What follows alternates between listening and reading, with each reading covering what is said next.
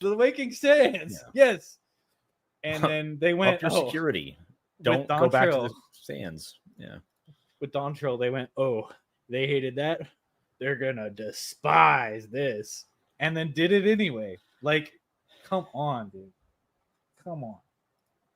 Yeah, go I think back to Wuklumat. Yeah, they way too much screen time and stage presence for that particular character. They just scaled it back by half. It probably could have been anyone. It could have been Kryl. It could have been Estinian. Spread it. Still would have pissed me off. Yeah. Well, I know. It could have been anyone. Only the one person, it would have pissed me off. Yeah, one person. Yeah, I think that's what people are failing to see. They're like, oh, well, you just don't like this character. Like, well, no, it's just they're in your face all the time.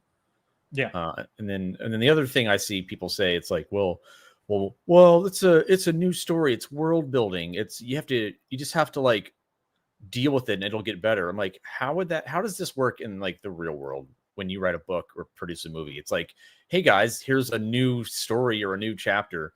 But it's different from the series because it's new. And if you don't like it, well, then just wait for the sequel. That one will be better. I'm like, well, why would I watch this one? Right. Yeah. So if this one sucks, why would I watch it gets good after 8.0, Todd. It gets good after 8.0. After 500 hours, 1,000 hours, something like that. Yeah, that's heavy cope. That's really heavy cope. It is very heavy cope. Now, I do want to take a moment because this is like something that I've kind of talked to Todd about, privately. He's like, James asked, is like, you can't play 14 until you lose weight. As a part of when I stepped away from Final Fantasy 14, I listed 3 main reasons. One, focusing on family, which includes focusing on my health. Big part of that was like we had Todd, you had your stroke, we had Hogue Law, and you, me, and Hogue are like, I'm like, oh, we're all the same age. Like, yeah, I gotta get my crap in order, etc. So it's like I said, you know what? Like I kept always like I remember when Heaven's Word was announced, I was like, I'm gonna lose this much weight by Heaven's Word, and I didn't. Now, for me, the long story of it was like it turns out I had a hormonal problem that was preventing my body from losing weight. I've lost a ton of weight. And I'm still not all the way there. So I'm trying to get below 210 pounds. That was my initial stated goal.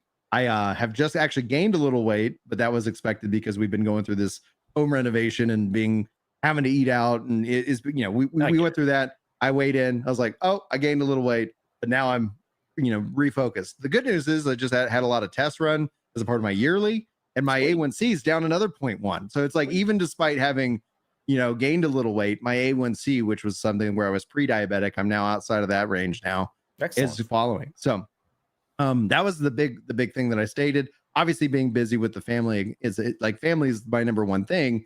And that's where back to the mobile. Mobile comes out. We have a tablet. We have things that can play the game that maybe I'll sit down and play with the kids. That for me is something that I enjoy. And then the barrier for entry is super low. And I have this amazing ability not to throw money into these games because I don't have to. But I will pay a sub.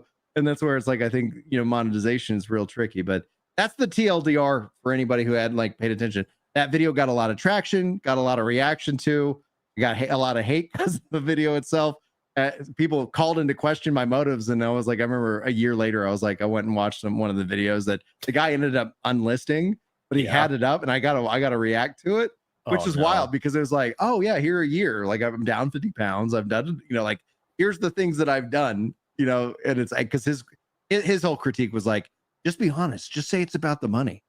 I was like, if it was about the money, I would lie. Yeah, like if it was ever about the money, I would tell you everything's fine. This is the best game ever. Yada, yada, yada. He's like, you just play to what your audience wants to see. So they will show up and watch. I don't like that. I find that disgusting. It's like, I was like, you might not like what I have to say, but I'm not going to sugarcoat it because I respect you enough that I'm not trying to farm you for views. I respect your time enough anyway, that's just my rant. Thank you. No. I think that's that hits close to home because it's like kind of like why I kind of, I don't know, quote, crashed out or something. I got tired of being pigeonholed in the 14 space and just like, you kind of like a one trick thing. It's like people know you for rating, people know you for 14, and this is all you do. And that is what brings in the views. And it's like, but I'm really tired of this. and I'm like, I can't lie to myself and just keep saying these things that just like shill the game or something. And I don't think I ever even did that. But you would have to just kind of temper yourself, because if you just complain about the game all the time, then yeah, you're going to lose people. Yeah.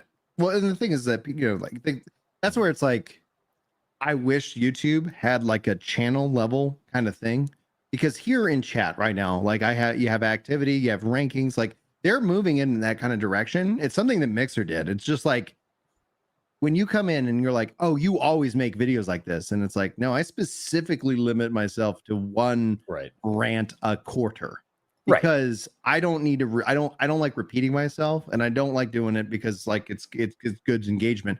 YouTube does not like me for doing that. They're like, oh man, that video was great, you should make another one just like it. I was like, no, it's not how this works. Like for me, it's like, but I get that maybe for you, the viewer probably have seen a lot of negativity and they think that like it's all kind of associated with it. But it would be really kind of helpful for me as a content creator to say, oh, this person does watch all my videos. Okay, well, what did I not understand? Like, what did I get wrong in that regards, right? Because obviously the negative comment gets easy attention and eyeballs. But when it evolves, like, I would love to know that, like, what's the history of our interaction? YouTube is moving into that direction slightly, but yeah, that's one of the things. It's like, wait, I where are you getting that random theory? Let me explore it, because maybe it has merit, or maybe you're just somebody who's angry and you're just trying to throw stuff out in the world. I'm trying to figure out a way within social media to categorize those two things so that it's like, yeah, like for example, like Wes, good guy, good friend. We don't agree on everything. But I think that's what makes friends friends. If he said something, or if he said something like, hey, Brian, I don't think you have this right. Like, he automatically gets like, okay, we have a rapport. We know each other to a degree. Like, okay, what